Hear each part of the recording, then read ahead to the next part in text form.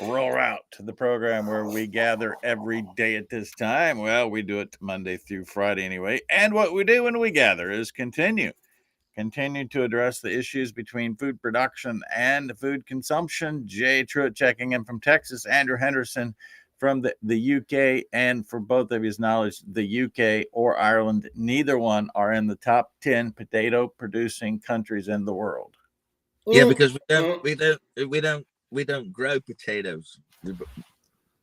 We grow potatoes. Two different things. Yeah. Well, I come from a part of the world that just says taters. Tater. So I don't know. We're just tater people. We don't even do the whole PO part. The potatoes. Not potatoes. It is spelled with an ER at the end. Tater. Potatoes. Potato. Yeah. Okay, potato. What's the number one potato producing country in the world? Oh. This should be easy, actually. Well, it'd be the United States, probably. Yeah. No, and we're not. We're fifth. What? Yeah. Well, then who's number one in producing everything? Sheep. Wait, no, in modern China. Modern world, China. But in modern worlds, if I don't like your answer, I just criticize you from here on out. It's not that. True it's story. Not that I don't need to be accurate. I just need to be critical of your opinion from here on out. So that's my new strategy. I'm genuinely surprised if China is the number one in potatoes, though. Is it? Number one by double of number two. 94, number two? Whatever that billion pounds is. I would have never guessed number two. I doubt you guys will either. Maybe like Argentina or someplace? Yeah, no. It's in the northern hemisphere. Okay. No. Russia. No. Actually, I don't know that. I don't even know if I spoke truth there. I think it is. India. Parts of India might be in the northern hemisphere. Parts of it would be in the southern. Really? Oh, wouldn't it? I think. Yeah, I'm sure it is because Southern Ocean race. No, I think you're actually wrong there, Jay. I don't think any of India's in the southern hemisphere. The Himalayas are below the line. Are they? I don't know. See, now we're all going to have to go out. Now I'm going to challenge all of you. Now it's turned out to be funny. Okay. No, we're going to get... No, hang on. No, the equator, right? Right. If you look at the northern, I don't think India comes anywhere near the southern hemisphere. I don't think it does either. The northern hemisphere. I'm with Andrew. I think it's all in the northern hemisphere. And it's not just in the northern hemisphere. It's comfortably in the northern hemisphere. Comfortably. All right, let's go through this list of 10, and then we'll get on to something other than taters. Number 3 is the Ukraine. Ooh. Ukraine. That one actually doesn't surprise me as being a big one. I just didn't. We're 4th, not 5th. USA. And then Russia, then Germany, then Bangladesh, and France. Bangladesh. And what was number 2? India. And number 1 was China. Number 1's China by 74 or 94 million pounds. No, not 94 million tons. And China's second with 54, so almost half of China. And we're at 18, Jay, just so you know. 18 million metric tons. Oh, really? Yeah. I find okay. That great. So I will just say this. And Andrew's correct. And with the exception of some India-influenced islands that potentially are close, but it is well inside the northern hemisphere. You know what? If you're going to try and tell me that there's some Indian empire that has an enclave in the Maui Islands of New Zealand or something like that. No, it's not even. It's not even. even. That's where you're going with this. That is pathetic. We're more talking about islands that they've been swapping back and forth with the British, so that you know that they're the ones that have no value, right? None. Not even. You can't even do anything with. Yeah. So they don't even count. Hey, I know where there's an island that's close to having no value. It's called the United States of America. Right. Yeah. Well, It kind of depends, right? We could discuss it. It has a lot of debt assessed to it, but it may not have much net value. I figured something out. What is the value of US resources versus your 134 trillion debt? Do you know? No. So time out. We're at 35 trillion, not 134. Oh, sorry. Yeah, 35. No, but well, no, hang on. Wait, though, right? There's two ways. So if you fill out a financial report, you have current debt, right? Mm-hmm. Future liabilities, typically. Mm-hmm. And when you look at our future liabilities, we are right at that $100 trillion mark. I thought you were. It may actually be, Andrew may be closer than I am even, because I think that number has been incrementally climbing, but that makes some assumptions, right? And the assumption is that Social Security is going to continue and that current spending. Those have the assumptions of the same spending level we're currently on. But correct. I want to tell you, let's just finish your balance sheet, because I figured something out the other day. This was after my little soiree with Tom Vilsack, because I went into this concept. There's nothing wrong with $34 trillion worth of debt. No. If you have $150 trillion worth of assets. Yeah. Absolutely. That's the point. But guess what? What's the next step? What did we feel like we just pushed back? The movement for the national asset companies. And so it's pretty easy for me to see that they have figured out that the assets are owned by the very people who actually owe the debt, us, and they're trying to utilize our assets to offset our liability by taking our rights away, our property rights. Yeah. So here's the more interesting thing that only the government can get away with, right? And that is on their balance sheet for GDP or net value, however they want to calculate it. You know what they do? They claim all of our property. Yeah. Right? As their asset. By the way, I'm going to inject. They don't really own jack squat. I think they also trade our birth certificates. I think that the conspiracy theorists are going to be made right with that. I think they do. So do you think somewhere out there they're going to say, "Hey, I've got 2 Anthony Smiths. I need a Jim Bob Larimore or whoever that." I always wanted to be on a baseball card. Maybe I actually am and didn't know it. Yeah. Oh, that was your goal at one time in life, right? Was to be on a baseball card. With that facetious answer, I will reply with a facetious reply, because it makes sense to me that if you then depopulate a country, then the birth certificates that exist become far more advantageous financially. Correct. Because you are the custodians of that country. So that's correct, though. I can almost see why the fascist globalist net zero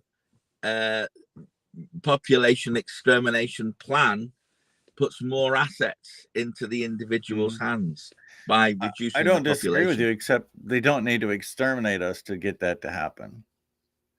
We can, more importantly, in the United States, we figured out a little game, and that was to create a debt obligation for each one of those people, almost from birth, and we make an estimate of it based on what we expect that person, how long we expect that person to live, et cetera, et cetera, et cetera.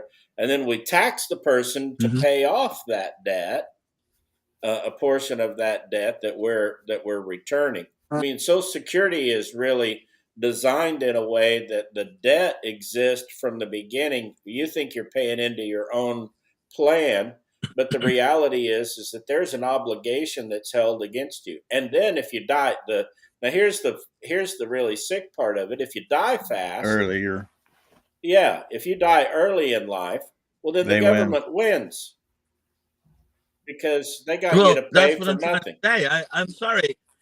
That's what I'm trying to say. I mean, it makes sense to me that all these young people, if you can increase your debt rate by 10 to 20%, which is actually happening at the moment. Our death rate is 22% above the 5-year average. So what they've decided to do is change the way the figures are monitored so that people don't realize what's going on. then you get exactly what you've just said. And Andrew, that if is that were the happening case, then they would worldwide. start calling us worthless eaters. Oh, wait. They wait. have. Yeah. Yeah. Yeah. I Then got you'd be something that's something not like worthless. deplorable. Yeah, we got to get to this. The most tender beef supply on the planet. I can say that because we verify every single calf possesses 2 copies of the myostatin gene. That's not true. Every calf has 1 copy of the myostatin gene. Every parent had 2 copies of myostatin gene. What's that mean to you? That means that the meat is going to be tender. The reviews are coming in daily now because a lot of people have been trying this. 100% of the beef comes from Great Plains cattlemen. You get more details from the Protein Plethora website. It's called cpbeef.com, short for Certified Piedmontese. You don't have to spell Piedmontese, just cpbeef.com. We're back with the second segment. Roll route right after this.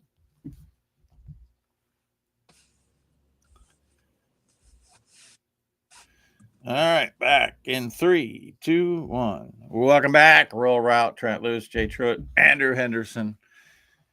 It's amazing where you can go when you start talking about taters, but we got there. Taters. Jay, I want your take on this because you're closer to the fire. And I saw, and we talked about it on Across the Pond. You might have caught that, but the Roll Route listeners would not have.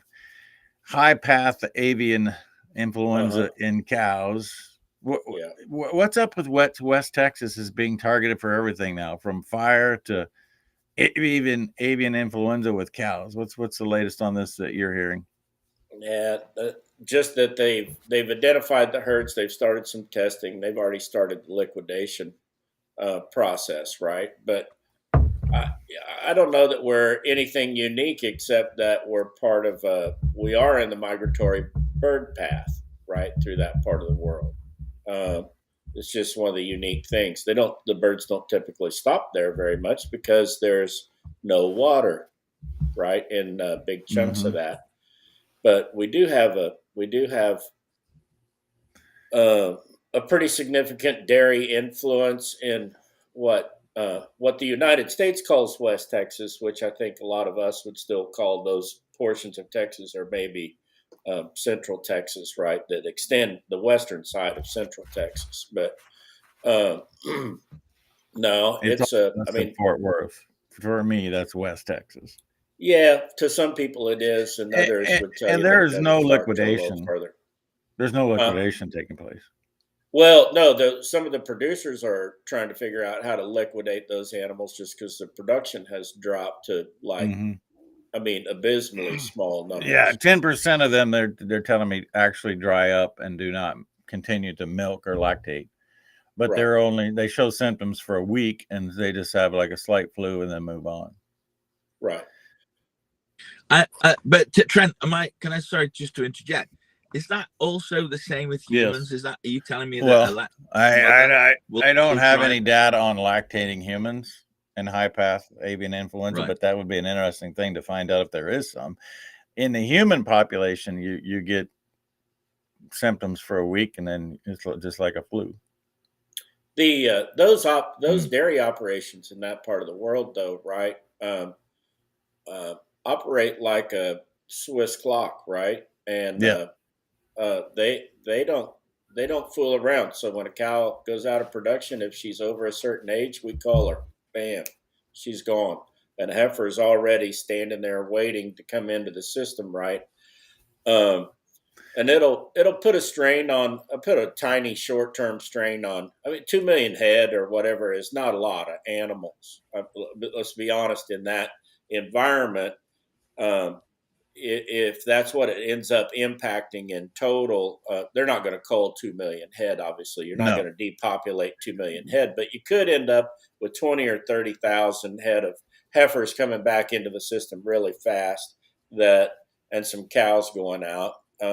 I doubt you'll even notice a change in that's been the latest development in problematic issues for dairymen, though, is because of sexed semen. And right now, we have so many. I'm told that 60% of the dairy cows in the United States are being bred to beef bulls. And I think that's probably right. And I've those seen beef those calves numbers. are worth today, I'm told, 700, and some have brought $1,000 at birth. Yeah. That's insane. But it has put a crimp in the available replacement females. Ironically, for whatever reason, many guys in Wisconsin have had heifer development in Southwest Kansas and in Texas. And so this region of the U.S. has become very important to the entire dairy sector right there in Texas. Oh, yeah. Yeah. No, I mean, it is, again, I don't want to play that down. I just, again, to the point that I think I was making literally is that the the system is in place, but it's designed to feed the current environment, Yeah. right? I mean, it's they that's kind of a carefully balanced number, right? People aren't trying to get outside of that, and yeah, but I mean, to your point, we are using semen today from very specific lines inside the beef industry that match perfectly with those Holstein or Jersey lines, even in some cases, that produce a much higher feed efficiency animal. I have looked like extensively at that data and how they've been improving that data over time.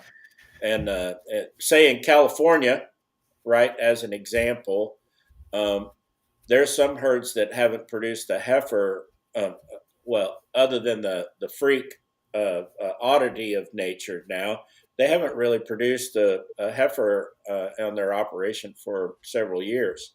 And so the guys that are doing heifer development have become more of a critical cog in that whole system, that whole wheel. Andrew, do you have the same development where the dairymen are using beef bulls on dairy cows? Absolutely.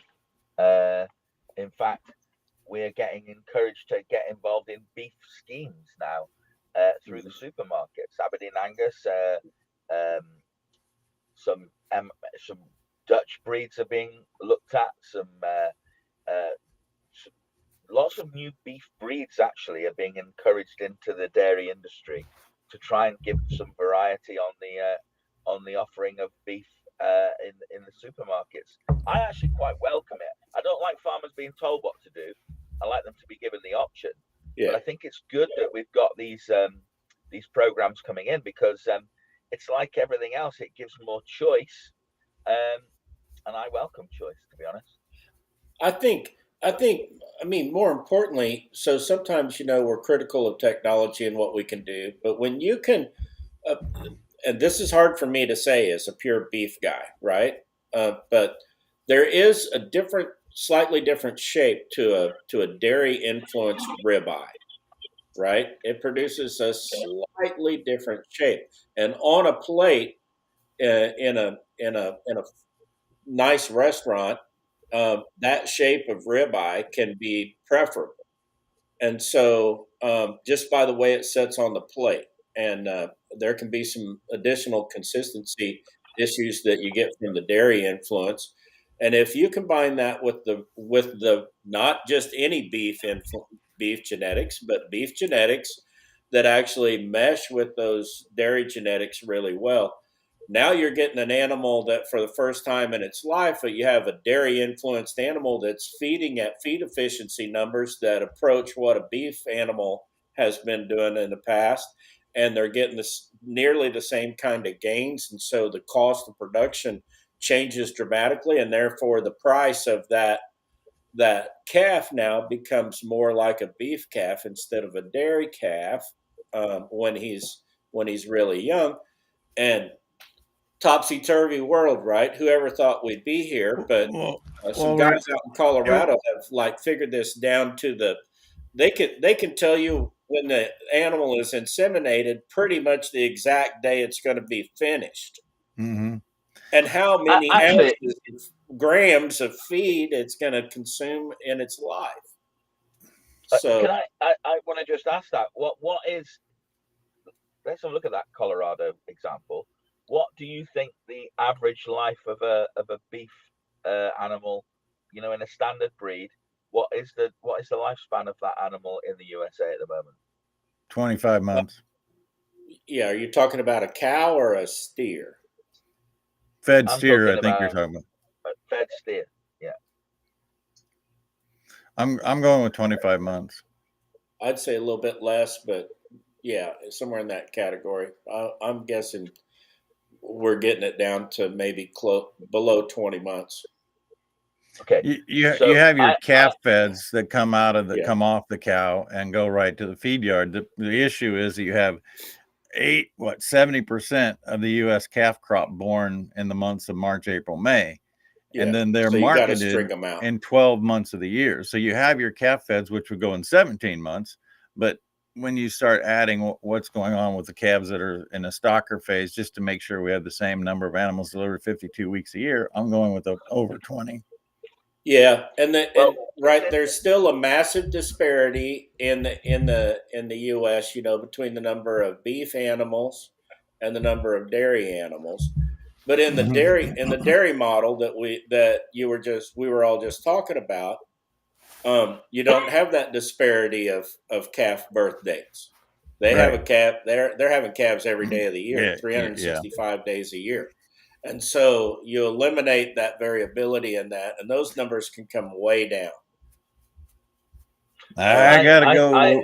Hold on, Andrew. You can, excuse me. You can pick it up right there when we come back with more. I want to remind folks about controlling pest in the field. In this case, we're talking about Apache sprayer technology, and those pests would be weeds and or insects. In fact, you use the Apache sprayers for fertilizer application as well. Simpson Farm Enterprises in Hayes, Kansas continues to lead the way in innovation and service. Get more details about the Simpson plan by going to the website simpsonfarm.com, and they do business from Nebraska south in the Great Plains of America. If you're interested in going north, High Plains Apache on the web at highplainsapache.com. We're back with the second half of Rural Route after this. Hey, Trent, I gotta change my camera. There's something really weird going on with my camera this morning, so I'm gonna switch to my phone. It's ready to pull up right now. I'm gonna get off on this one. Okay. Oh no, there's two J's. You very rarely see two J's at once in this world. They're very, very. They don't like being seen at the best of times. So two at the time, you very rarely see two J's in a tree, do you, Trent? You ever seen two J's in a tree? I haven't. I have actually. You just want to make sure you got a shotgun when you do. All right. Coming back in 3, 2, 1. Welcome back. Rural Route. Trent Loos alongside Jay Truitt sitting in a tree by himself. Andrew Henderson, he got cut off. So, Andrew, what were you going to say? We're talking about beef and dairy. It's interesting because I asked that question about the Colorado, and you two had a discussion about the 20 or 25 months, and we have the same discussion here in the UK because different breeds, different times. But when you look at what's actually happening in Europe and the Dutch way, the Dutch have developed their beef industry in a way that you would not imagine. Would you believe that their average slaughter rate on their rosé beef or rosé veal, or whatever you want to call it, but it's the number one red meat sold in Europe? Do you know what the age of that animal is? Well, if it's veal, it's totally different than a fed beef animal. No. I never said it was veal. You did say veal. Rosé veal, but it's actually rosé beef because it's fed concentrate. Its feed conversion rates are the most incredible levels. What age do you think they're slaughtering that animal at? Because how big are they? Well, they're about 900 pounds. So they're 12 months old. No, that's the thing. 7.5 to 8 months old. And that's the thing. That is the thing that really, I've got to know that recently, and I know exactly how they do it, and it's not through feeding milk, believe it or not. It's nothing like that. It's all to do with a really strict ad lib diet that maximizes the growth potential of that animal, not the fat potential, the growth potential. So I find this very interesting because I think that when we start to talk about the nonsense that people talk about, how cows emit so-called greenhouse gases and all that. We're going to be pushed this way, frankly, but I'm not sure it's the right way. That's all I'm saying. Why wouldn't it be the right way? It's a matter of the amount of inputs and what you get out. And I have no Well, doubt that the inputs are lower, even though they're fed a higher rate. yeah, you then get issues of taste, texture, the actual product itself. Um, they'll give you some very good reasons why you should be consuming meat that's young. But the one thing that I don't think it'll deliver on is what I tasted in Colorado. That taste, I don't think they can achieve that taste, and I think That that's flavor. important. Yeah. Yeah, A lot of that though is basically that's a ration ingredient, right? I mean, mainly. Yeah, yeah. And so this is where everybody has their own specific taste preferences too, right? That you got to accept. sure, sure, Um, sure. Yeah, but I'm still one of those people. I really like that grass flavored, that slightly more aged animal flavor profile that's had a bigger forage base um, in its, if it's been a good forage base inside of its diet. That's and probably because that's what I was raised eating, right? right. Yeah, So we may have put 30 or 40 pounds of grain through that animal at the very end of its life, but the bulk of its life it was consuming more forage than grain, and that that does make a difference, and it makes a difference when it's corn silage versus alfalfa silage too, and et yeah, cetera, et cetera. All those things matter, and people have a preference for both, right? So it's a little bit of a weird thing. And in one of the things in Europe, I mean, the reason I say that is in Europe, when I lived in the UK was during the heyday of fish meal feeding, right, and proteins to cattle, and I had a hard time even like eating beef, right, yeah, because that was kind of an off-putting flavor to me. But to the people that had kind of grown accustomed to it, it was their normal, and they didn't notice it, but boy, I did. And the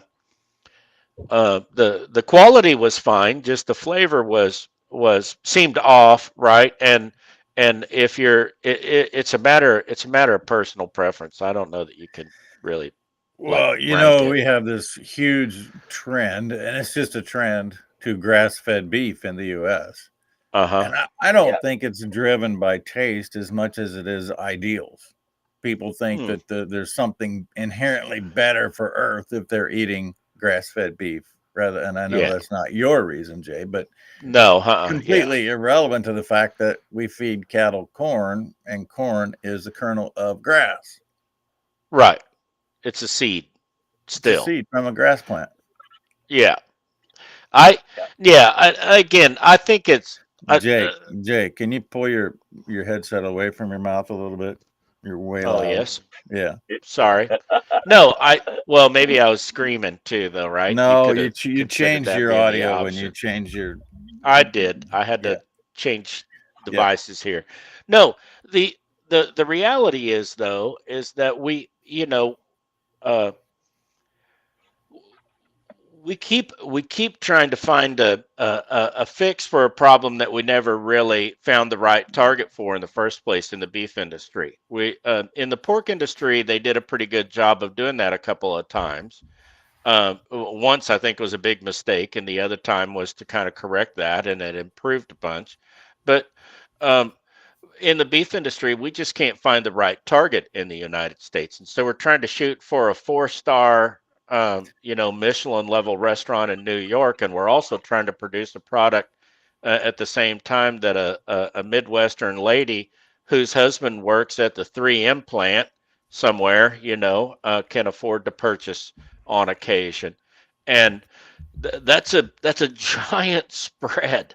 And then you throw Yeah, on top of that these crazy nuts that really are trying to use external pressures to really eliminate beef production in the United States. That's the reason that all started. And you go, okay, well, you know, you can't keep up. You can't make it work. But that's a great point because we constantly cater to what we think the ribeye needs to look like on the plate. Yeah. And the product that we eat now almost 60% of the time is ground beef. It doesn't Yeah. matter how big the ribeye was. It doesn't matter the shape. It doesn't matter all these other things. And back in the day when we were so critical of feeding pure Holstein steers in the system, is that, well, you got to feed them to 1,600 pounds to get to their endpoint. Now you talk to anybody who's sorting cattle out to go to the packer, and they, well, yeah, we weighed 1,657 this week. I'm like, good grief, they were ready. Yeah. But that's Yeah. how we're going to continue to get tonnage, is that we're going to make the cattle bigger because we're not going to build these cow numbers in the short-term future. No, we that's haven't true. been for 50 years. Let's be honest, right? I mean, Yeah. we keep having this false discussion in the country about what is our actual cow numbers, and that really is irrelevant in terms of what our production capacity is and our production capabilities are. Well, there was a time when we had 3 times as many cows as we do now, but our calving percentage, our actual live calves at the end of the 9 months, based per cow exposed to a bull, was something like 70% back then. So 30% of them never produced anything that year, and that's not the case today. And so, you know, we're we're our genetics are different today than what they were 40 years ago, in ways that are Totally. unmeasurable. Yeah. Honestly, I mean, unrecognizable. Mm. And Yeah, but it's still a great business though, isn't it? Because the opportunity's still there for us to develop these new products and develop these breeds and cross these breeds to delight the general public for years to come. And that's the great thing about the beef and dairy industry, in my opinion, that we have so much opportunity to be diverse. I think that's a good thing. In 1954, there were 24 million dairy cows in the United States. Today, we have 9 million, just under 9 million dairy cows. But Wow. with 1/3 of the dairy cows, we produce 3 times the total amount of milk. That's the yeah, success and the efficiency of what's been accomplished. right. Absolutely. A- Absolutely. And again, if you look at if you look at the beef numbers, I had somebody send me a chart the other day, and it was showing how our beef cow numbers were the lowest that they've been, and they keep kind of ticking Mm-hmm. down, and they're the lowest. And I go, okay, but what is our actual beef production number? Well, when you lay that chart on top of that, well, it looks differently. Yeah, it'd be It huge. still is declining, but It's big. nowhere near in the same way. And the gap between the number of animals and the production itself is dramatically different. You're talking about like 3 times the production today of what we had in that same comparison. And so, come on, right? I mean, sometimes we're trying to. It's like in the United States, and I'm sure they do it in Europe as well. We have this never-ending story that says, "Hey, we got to do something for young farmers because the average age of farmers is 60." Well, you Yeah. know what it was in 1940? Probably 60. Yeah, it's always been 60. Go through every USDA report and they lament the fact that it's constantly 60. And You know what the that is? reality is You know it's why just that is, not. guys? It takes a long time. What, Andrew? No, well, it's the farmer doesn't like relinquishing his checkbook. That's Yeah, the reason for that. sure. I mean, I see a lot of farmers who are the farmer on the name of the business, but they're no longer the farmer on the farm. They're still holding the checkbook though. I Yeah, always find that very funny. I think that's a yeah, farming phenomenon. yeah. I really do. Never turn it over to the next generation until they're in their 50s. Well, Yeah. and so it doesn't bring the average down very much, but they've been farming for their whole life, right? They were Yeah. born in a tractor cab somewhere, on a cold winter's night, and their wife, their kids are already farming by the time they take over the farm. There is something as well. Please take this the right way, because I see myself as not a farmer. I'm supported by the farmer. And what Yeah. I've noticed over my life is that a farmer can keep acquiring and renting land, but the the, the the the farmer that's got it in his blood will never sell any land. It's really quite remarkable. I got to go to a break. We got the last segment of Rural Route just ahead. Greg Hager continues to bring his country and Christian roots to keep this nation in boots. He does it through lyrics and song. Get more information about Greg Hager, how you can buy his albums, where he's going to be on tour, or just get him to come and speak or sing to your group. You will not be disappointed. Inspires one and all. Won't. We'll be back. GregHager.com, by the way, to find that. We'll be back with the last segment, Rural Route, just ahead. Andrew, if you could get closer to your microphone or something, because with Jay's change, you're just so soft. Okay. Oh, do you need me to turn mine down? You're just hot. You're just way hot. Let me see if I can just turn it down some. But Andrew's soft anyway, softer than he should be. That should be better. In 3, 2, 1. Welcome back. Rural Route, Trent Loos alongside Andrew Henderson, playing center field, Jay Truitt in right field. Yeah. Let's shift gears for a moment. Not that I ever want to talk about anything other than a cow, but everybody knows that the Francis Scott Key Bridge was targeted and taken down. Did you also know that in 2020, there was a Francis Scott Key monument in San Francisco that was targeted and taken down and has never been replaced? In fact, it was replaced with monuments to Black individuals. And now the message is that Francis Scott Key, author of the Star Spangled Banner, wrote the white national anthem, and we are going to eliminate him from this earth. Never. You know what? I'll be honest. Find a way to divide. That's all it is. Find another way to divide. I really just stopped paying attention to some of the kooks, and but the kooks are doing it. Yeah. No. Yeah. Well, are they? Go ahead. Are they really? Because at the end of the day, immediately your regime said that it wasn't a terrorist attack. Probably because it wasn't, because they did it themselves. Because it's so obvious when you look at that response time to know that told you everything you needed to know that it was, because they hadn't even looked at the black box. They were on the TV within an hour telling everybody that there was nothing underhand going on here. It was so obvious that there was that they didn't get away with it. That's the way I see it.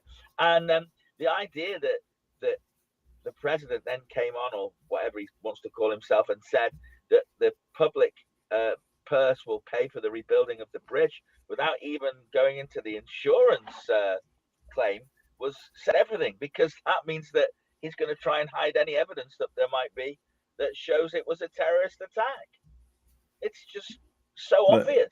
But the repercussions to agriculture, Jay, will be felt, because it was a big deal for exporting some agricultural products. It was a big deal for importing fertilizers and components that improve agriculture. And what is going to take a dent in the imported car? And when we talk about imported car, we're talking about bringing those U.S. owned cars that are manufactured somewhere else back into this country. From a port and a living standpoint, it's going to put a crimp on the supply chain. Yeah, I would say so. I don't really spend too much time thinking about the auto industry, but the parts industry that supports that, right, which does matter. It's a port that matters. If you live in that part of the world, it creates a whole different set of nightmares. People that don't live in a dense population region where everything operates at near capacity all the time. There's 34,000 cars and trucks go across that bridge every day. of which it's one of the smaller bridges, but it still is real. Now you have to add 34,000 to another bridge. The bay is still the bay. You can't drive across it without being on a bridge. And so you have to look for one of the alternatives, and that means that all the infrastructure leading up to that. That's kind of a sidebar. To your point though, Trent, I mean, we do have port. We're not underutilized. We are underutilizing some of the port capacity that's in the region, and so maybe this will actually make the Wilmington port really live up to its capacity standard, which it could. And that's a good place. It's easier to get product away from the shore there and get it to the infrastructure, Highway 95 north and south, and Route 1, et cetera, et cetera. But with that said, that doesn't happen overnight, and you don't just have a place to offload fertilizer, bulk fertilizer, right? And so During planting season, by the way. yeah, right. At the very moment when it's important to keep supplies flowing through the system, and so you see a spike for that. Man, I- And it's sad. and 25% of the coal exported goes through that port as well. Yeah, And no, it, it's a and it's it easier to is the shift your export port. yeah, it's easier to shift all of your inputs to another port. But when you have coal there in West Virginia and Kentucky, you can't shift that to Houston very quickly. Well, and one of the things that does kind of get lost in the conversation is that about half of our U.S. ports only have a limited Panamax size capacity, right? The new Panama size ships are significantly bigger than the old Panama sized ships, and so again, the ports like Newark, they're pretty much ready, and they can take some of that capacity. Wilmington has the ability, but doesn't have the experience. New York, you can only put so many Panamax size vessels in that harbor before you're out in the ocean, and then it becomes difficult to kind of line up the offload, and so um, it's a real deal. And Jacksonville, which is one of the big ones on the East Coast that should be able to pick up the slack and should maybe profit from this as much as anybody. Um, Jacksonville is not on the coal line.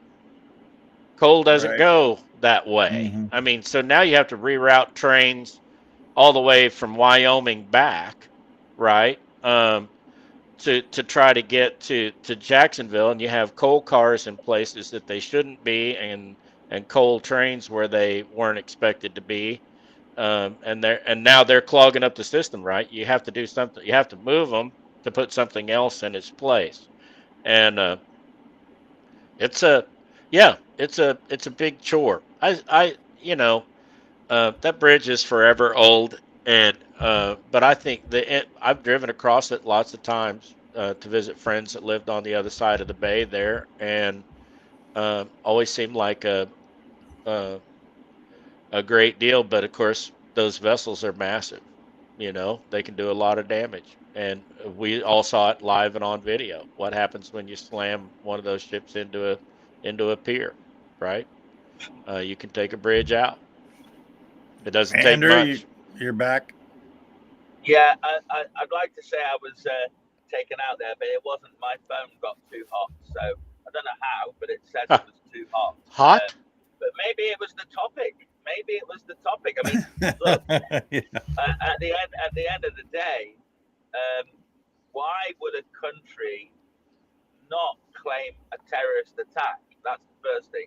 If it wasn't a terrorist attack, and the only answer to that is that you might have inflicted it on yourselves, which to be honest with you, I believe that that's what's happened here. I can't see any other reason for that bridge. I mean, if you see the speeded up version of it, you know that 2 minutes of the black box data has mysteriously gone AWOL. and then you find out that Mitch McConnell's sister-in-law, who mysteriously died in a Tesla reversing into a lake 6 weeks ago, was the CEO of the company that actually owned that's shit. false. That's false. She's CEO of a competing company. No, it was the company that. No. No. I looked into this. She was in your, but they at that point, that company had control of that ship. It was a not a rental. What do you call it? They were working on behalf of that company. So when you look at all of that information and you look at what's coming out at the moment, you know, the idea that you don't have an insurance claim just says everything you need to know there. Well, what is for sure is that that family is from China. They're Chows. Yeah. Well, you know, at the end of the day, then why wouldn't the government admit that it was a terrorist attack? There's something very nefarious going on there, and it's not good. It's the to same protect ourselves from Hawaii. enemies, foreign and domestic. Yes, exactly. I would say you're on the money there. I don't understand why the American public haven't. Do you think the American public are realizing that, or do they really believe that was an accident? What's your thoughts? I don't think I think 70+%, probably the 80-20 rule, 80% think, oh, that was a terrible wreck. And then what am I going to have for lunch? Yeah, no, I was gonna take that a little further. I think probably 70% of the public at large, you would have to tell them again what happened. Yeah, I'm not arguing that at all. Yeah, I don't think we're just a society distracted by ourselves constantly. So now if you were to say Taylor Swift's skirt got ripped or she fell on stage last night, about 70% of the country would know.